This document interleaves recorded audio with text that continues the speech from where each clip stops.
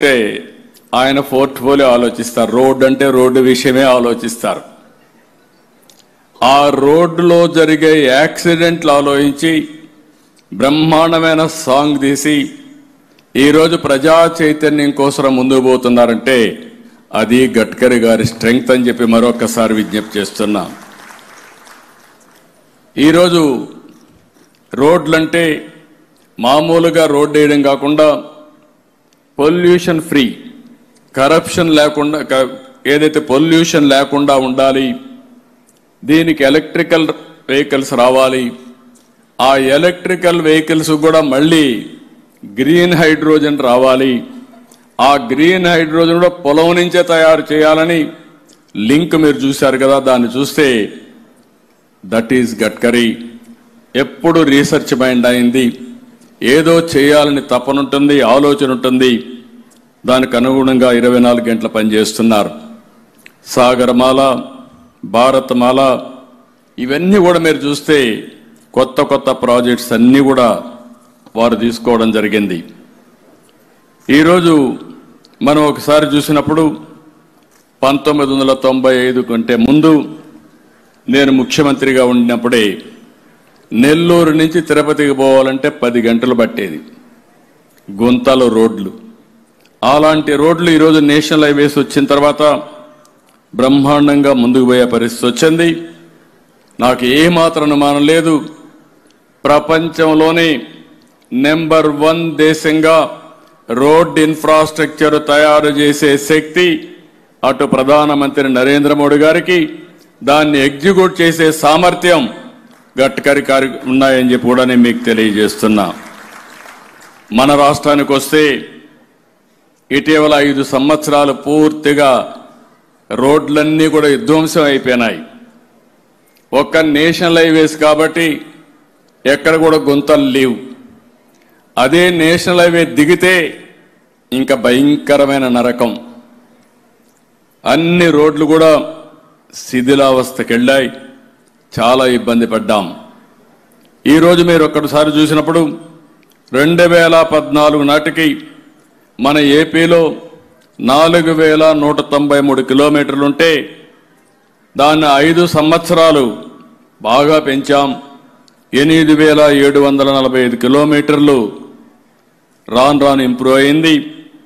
అవన్నీ కూడా పూర్తి చేసుకోనుంటే ఈరోజు రాష్ట్రంలో ఇంకా బ్రహ్మాండమైన రోడ్ నెట్వర్క్ వచ్చేది. ప్రస్తుతం 70,000 కోట్ల రూపాయలు విలువ చేసే రోడ్డు పనులన్నీ కూడా శాంక్షన్ అయినాయి.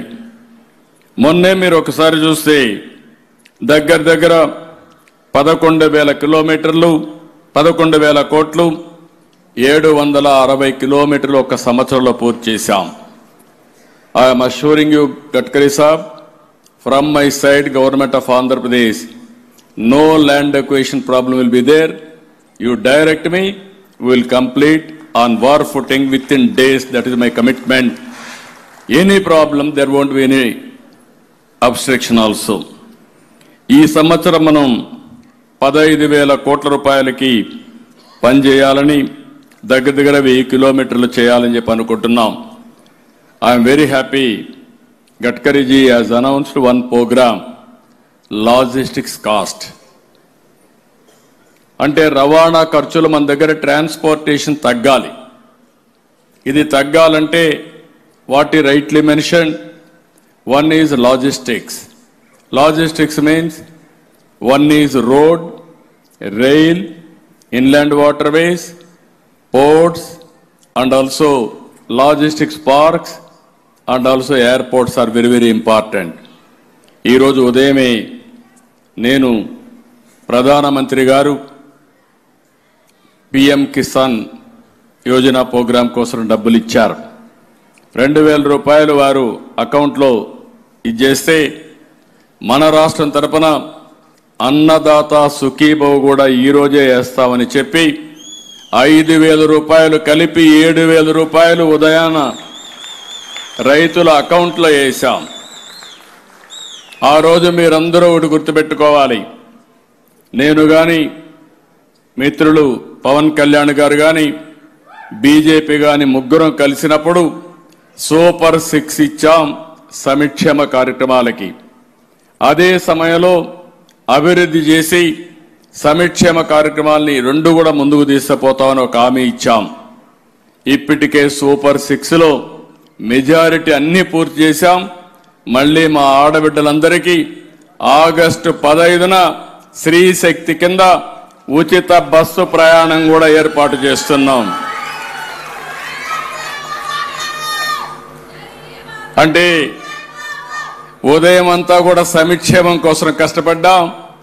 సాయంత్రం అయ్యే కొందికి డబ్బులు సంపాదించడానికి లాజిస్టిక్స్ మీద, రోడ్ల మీద, ఎయిర్పోర్ట్ల మీద ఏ విధంగా నిర్మాణం చేయాలనో ఒక కార్యక్రమాన్ని తీసుకున్నామని చెప్పి కూడా నేను మీకు తెలియజేస్తున్నా. మన రాష్ట్రంలో ఇప్పటికే మంచి పోర్టులు ఉన్నాయి. 1000 కిలోమీటర్లు తీర ప్రాంతం ఉంది. ప్రతి 50 కిలోమీటర్లకు ఒక పోర్టు కట్టుకోవాలి. ఇప్పటికే విశాఖపట్నం, గంగవరం, కాకినాడ, కృష్ణపట్నం ఈ పోర్టులు కాకుండా ఇంకొక 3 పోర్టులు ఆపరేట్ అవుతున్నాయి. ఇది కాకుండా మూలపాడు, మూలపేట, రామాయంపట్నం, మచిలీపట్నం ఇవన్నీ కూడా తొందరలోనే పూర్తి అవుతాయి. ఇది కాకుండా కొన్ని అయితే ఫిషర్మెన్ హార్బర్స్ వచ్చాయి, అవి కూడా డెవలప్ చేస్తున్నాం. హబ్ అండ్ స్పోక్ మోడల్లో రాబోయే రోజుల్లో రాష్ట్రంలో 20 పోర్టులు తయారు చేసే బాధ్యత ఈ రాష్ట్ర ప్రభుత్వం తీసుకుంటామని చెప్పి కూడా నేను మీకు తెలియజేస్తున్నా. ఒక పక్కన ఇంకొక పక్కన మీరు చూస్తే ఎయిర్పోర్ట్లు కూడా పెద్ద ఎత్తున ముందుకు పోతున్నాం. ఈరోజు విశాఖపట్నం, రాజమండ్రి, విజయవాడ, తిరుపతి, కడప, కర్నూలు, పుట్టపర్తి 7 ఎయిర్పోర్ట్లు ఉన్నాయి. 8వ ఎయిర్పోర్టు భోగాపురం రేపు రాబోయే ఆగస్టు కంతా కూడా ఇది ప్రారంభం అవుతుంది. ఇవి కాకుండా ఇంకొక 9 ఎయిర్పోర్ట్లు రావాలని కోరుకుంటున్నాను.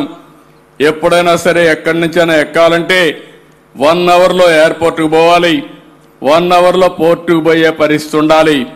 ఈ రెండు జరగగలిగితే ఆంధ్రప్రదేశ్ రియల్గానే ఒక లాజిస్టిక్స్ హబ్గా, గేట్ వేగా దేశానికి పనిచేస్తుందని చెప్పి కూడా నేను మీకు తెలియజేస్తున్నా.